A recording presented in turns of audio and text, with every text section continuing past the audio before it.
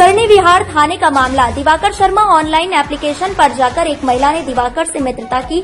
उसके बाद महिला मुंबई से जयपुर आई। 2021 की बात है। महिला को कोरोना हुआ। दिवाकर जी ने उसके इलाज में 5 लाख रुपए लगा दिया। महिला शादी का झूठा दिलासा देकर 30 दिन तक दिवाकर के पास ही रही। दिवाकर जी के 2 बच्चे पहली पत्नी से थे, जो कि एक मेंटली और फिजिकली डिस्टर्ब है, जिसको लेकर महिला ने दिवाकर जी पर दबाव बनाया और उनसे पैसे ऐंठने लगी। लड़ाई झगड़ा, मारपीट, बच्चों को मारने की धमकी आदि देने लगी। इस बात को लेकर वह बॉम्बे जाकर रहने लगे, जिस पर पुलिस ने बिगैर कुछ सबूत के शादी मानकर दिवाकर जी को नोटिस जारी कर दिया। देखने यह वाली बात है कि पुलिस मामले पीड़ित को ही दबाने की कोशिश कर रहे हैं, जिससे मीडिया के सामने आकर दिवाकर ने अपनी बात रखी और उन्होंने आग्रह किया मीडिया से कि मेरी बात सरकार तक पहुंचे और मुझे न्याय मिले। उसी महिला से मेरे को छुटकारा मिले, जो कि मेरे को परेशान करती है। बताएं आपकी क्या समस्या है? जी, मैं दिवाकर शर्मा हूँ, जयपुर का निवासी हूँ। 2018 में मेरी पहली पत्नी एक्सपायर हो गई कैंसर से और 2019 में मेरी मम्मी एक्सपायर हो गए।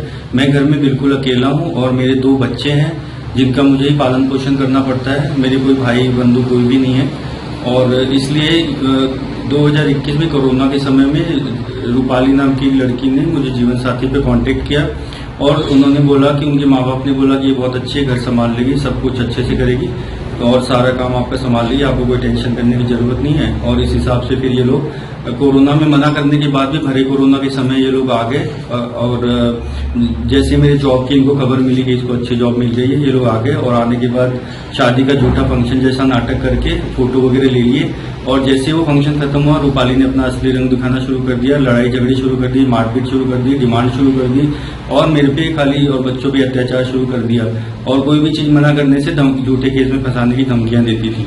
फिर इनको कोरोना हो गया, मैंने इनका पूरा इलाज कराया, इनके ऊपर बहुत सारे खर्चे किए, 5 लाख करीब मेरे खर्चे हो गए इनके ऊपर।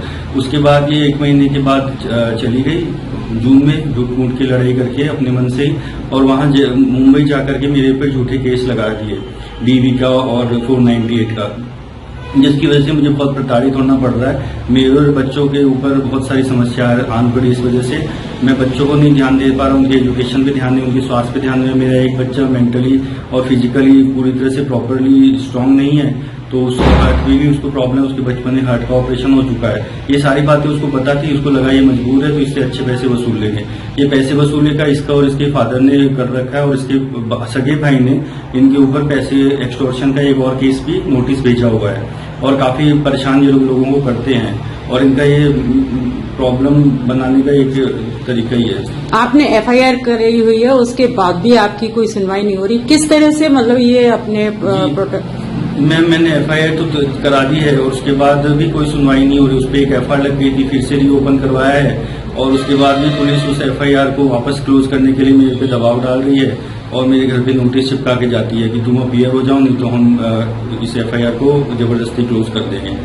तो ये मेरे ऊपर बहुत प्रेशर डाला जा रहा है और जो डीवी का केस है उसमें मेरे पे जबरन वसूली का आदेश निकलवा लिया गया बिना कोई एविडेंस के, जो कि जज साहब को मैंने कई बार बोला कि भाई एविडेंस लो, लेकिन वो कोई एविडेंस नहीं ले रहे मुंबई वाले जज साहब और मेरे ऊपर झूठे आरोपों का असंवैधानिक प्रक्रिया का यूज करते हुए उन्होंने अरेस्ट वारंट निकाल दिया है, जिसकी वजह से मैं बहुत परेशान हूँ क्योंकि पुलिस ऑलरेडी मेरे को परेशान कर रही है। अगर अरेस्ट वारंट उनके हाथ में आ जाएगा तो मुझे कुछ भी चीज हो जाए तो मुझे कोई वो नहीं है और मुझे आत्महत्या और मेरे बच्चों को आत्महत्या के लिए प्रेरित किया जा रहा है। मैडम, तो मैं आपसे ये रिक्वेस्ट करता हूँ कि मुझे इससे बचाया जाए, असंवैधानिक प्रक्रिया की तरह जो मुझे प्रताड़ित किया जा रहा है उससे मुझे और मेरे परिवार की रक्षा की जाए।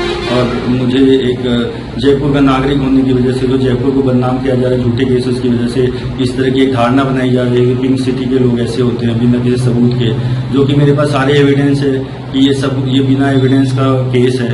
ये हमने जो जांच अधिकारी है मुंबई का, उनसे आरटीआई के थ्रू भी हमने पता कर लिया, उनके पास इसका कोई भी सबूत नहीं है, जो हमारे पास उनकी आरटीआई सर्टिफाइड कॉपी मौजूद है। उसके बाद भी हमको प्रताड़ित किया जा रहा है और जबरन वसूली के लिए अरेस्ट वारंट निकाल के हमको परेशान किया जा रहा है। तो हम यही गुजारिश करेंगे कि हमको इससे बचाया जाए। धन्यवाद। मैं दिवाकर शर्मा हूँ जो जयपुर में रहता हूँ और मैं जयपुर से दिवाकर शर्मा बच्चों के साथ रहता हूँ। मेरी वाइफ कैंसर से एक्सपायर हो गए, मम्मी भी नहीं है, मेरे कोई भी नहीं घर पे, मैं और 2 बच्चे रहते हैं और मैं 2 बच्चों का पालन पोषण करता हूँ। 2021 में जीवन साथी से एक लड़की रूपाली ने मुझसे कांटेक्ट किया और वो घर आकर के छोटा मोटा फंक्शन करके शादी जैसा प्रूफ बना लिया। 1 महीने के बाद उसने मुझे काफी प्रताड़ित किया, 1 महीने यहाँ पे, और प्रताड़ित करने के बाद झूठे केसेस कर दिए मुंबई से जा करके। अब मुंबई में केसेस की वजह से मेरे पे अरेस्ट वारंट निकला हुआ है, जो वसूली का अरेस्ट वारंट असंवैधानिक प्रक्रिया के द्वारा बिना एविडेंस के केसेस के थ्रू। तो मैं उससे बहुत परेशान हूँ। मैं सरकार से मीडिया के थ्रू मदद चाहता हूँ और सरकार को अपनी बात पहुंचाना चाहता हूँ मीडिया के थ्रू। धन्यवाद।